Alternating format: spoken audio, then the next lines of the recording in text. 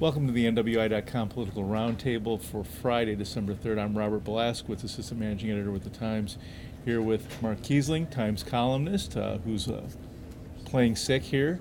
A bit under the weather this week.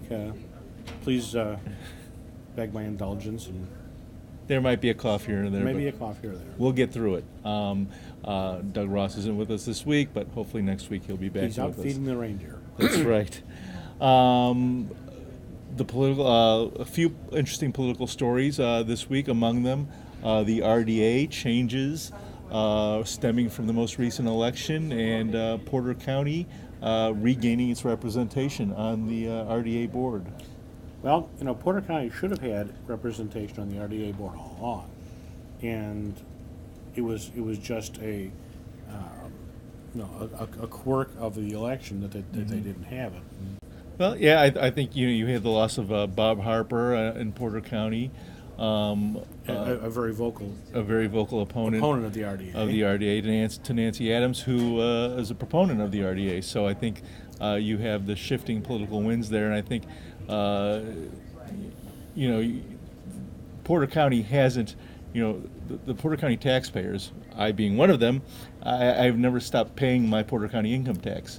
So it's not like which, of course, is directed towards the RDA. Exactly. So it's not like I think the fight, though it might have been popular, I think the fight was somewhat in vain because the income tax, they couldn't get rid of the income tax. Well, and so the income tax stays. So you may as well have it go towards something that brings regional economic growth. I think during the election 2 years ago, a lot of people voted against the RDA, voted in anti-RDA candidates, and then they didn't see the income tax go away. Mm-hmm. And then they ended up saying, like you, well, look, we voted in these anti-RDA candidates, and yet our taxes aren't going away. They're not going down. Right. So as long as we're going to be paying the taxes, we might as well have some type of representation on the RDA.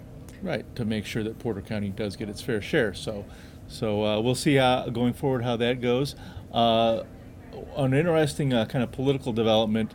There's been a lot of talk about Richard Lugar and the opposition he's getting, not from Democrats. Within his own party. Within his own party. We have a story Dan Carden wrote for Saturday's paper about State Senator Mike Delph from Carmel, who's challenging Lugar and has criticized Lugar's vote in favor of school lunches for needy kids.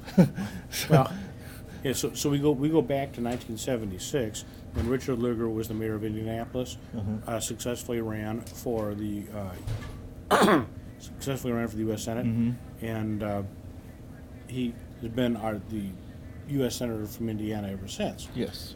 But he's never been perceived as a particularly partisan individual.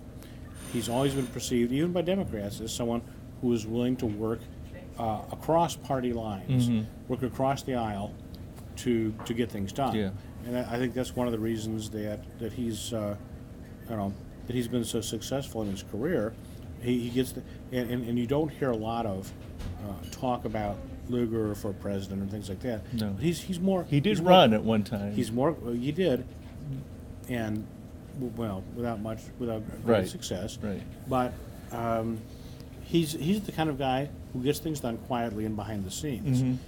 But he's not afraid to defy his own party when he feels that it's correct to do so. Yeah, and he's defied his own party most recently regarding the START treaty.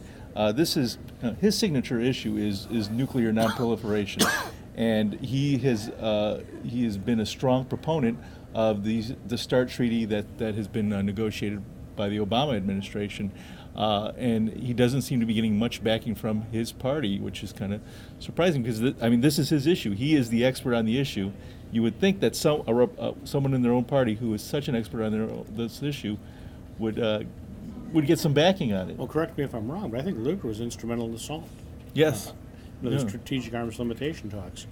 And you're right. You think that someone that has that type of expertise would be valued rather than excoriated. Yeah. Instead he's getting you have a lot of Republicans still opposed to the START treaty, and you have Tea Partiers in the state talking very loudly about challenging him in the primary and Lugar not being conservative enough for them. So it'll be interesting. He's up for re-election in 2012. So it'll be interesting to see what happens with that. It'll be interesting, but I think you've got let's make a comparison between him and the other U.S. Senator Evan Bayh. Evan Bayh, Democrat, but also willing to work across party lines. Indiana's been one of those peculiar states, one of the most peculiar states in the union, where you've got a Republican and a Democrat who are both willing to work across Sure. party lines to get things done. Yeah. Evan Bayh has been seen by some of his members of his party as being perhaps a little too conservative, and Lugar is seen by some members of his party as perhaps being too liberal, and yet maybe there's some consensus in the middle. I guess Or maybe in general, Hoosiers maybe more likely vote for the person instead of the party. Well, We saw in the 2008 election, the state went for Obama by a slight margin, but went very big for Governor Daniels in a year that wasn't really hospitable to Republicans. true, and I think maybe the folks downstate would put it this way: there's a lot of Hoosier common sense that goes into the voting. Yeah. I don't know that Lake County would put it that way, but, yeah, I think that's something that's got to be taken into consideration when you're considering some of the controversy swirling around Lugar now.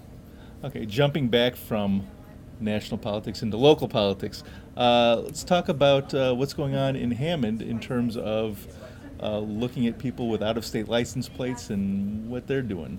Well, the Hammond has once again done a crackdown on people who have their vehicles registered in Illinois and have, apparently moved to Indiana and yet not registered their vehicle there. It's a thing they do. It's a thing that Hammond police are particularly involved in this. They have a lot of apartment complexes, and they get in there. A lot of the schools are seeing people from Chicago drop their children off at Hammond schools, which are generally perceived to be superior to Chicago's public schools, and they take advantage of the tax break, and yet they don't want to switch their license plates because your license plates cost less in Illinois than they do in Indiana. Yeah. So I would like I'd like to go on record as applauding Hammond PD for making this decision to crack down on that kind of thing. I don't know how much of it was the administration's idea, but it's the kind of thing where people kind of want their cake and they want to eat it too. Right. They want the low license plate costs of Illinois, and yet they want the education they can get in Indiana. Well, the difference used to be much larger. It's not that large anymore. The difference in terms of cost isn't as large as it used to be. It's not as large as it used to be, but it still does exist. It's still significant. I mean, you're still talking several, perhaps Yeah. with a new car, several $100s. It used to be far more than that. You're talking about $700 or $800. Right. But, I remember. but It was yeah. ridiculous. But now, Yeah. it's still, Indiana still bases its charge on the age of the car, age of the vehicle, and Illinois bases it, if I recall right, from when I lived in Illinois, bases it on horsepower. Bases it on, so you can, your car will cost less to register in Illinois than it will in Indiana. Yeah. And yet, it'll cost you less to buy a home in Indiana than it will in Illinois. Yeah. And your taxes, I mean, I know, believe me, I know that Lake County people have complained about their taxes, their property taxes going up, but, and I'm a Lake County resident, but all I've got to say is, drive over to Cook County, check out a house there, and you'll be paying probably twice as much for the same house that you are now in Lake County. So, Right. Well, yeah, and obviously it's all politics is local, all taxes are local too. So we'll and I think just in time we're gonna cut this conversation off and let Mark get back to coughing. well, I just want to say that, for those of you out there who have a little bout with the flu, I identify with you. So we're not immune to it here at the Times either. So Okay, well, that's all for this week. So thank you for watching, and please join us next week for another edition of the Political Roundtable. Well, hopefully Doug will be done feeding the reindeer and he'll be back with us.